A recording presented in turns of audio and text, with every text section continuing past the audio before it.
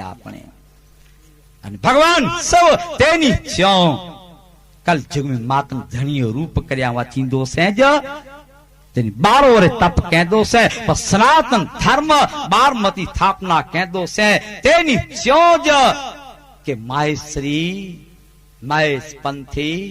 ચંદ્રી મથે ચરધા જકો રહ્યો જ અને ભેટ ચડાઈંदा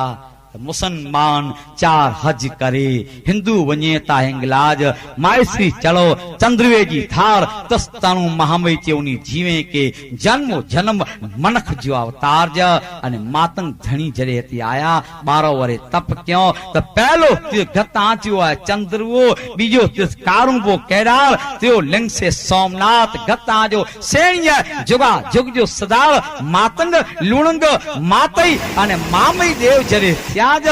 धाम धुर पधम में ती रोंदावा प्रवाह सी पौनी जरे विनी जो कोरियो अने विनी करे अने पूर्णाय में स्नान करे अने चंद्री मते जरे आराध करिए ज अने वेला ओ थियो गत के चियो कि कल युग में वक्त बहु भारी चेता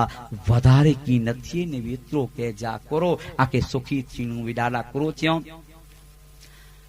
हाँ देव करकार जुग में गतई पाछे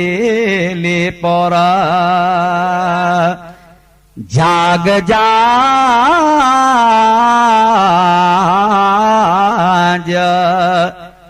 नद्याता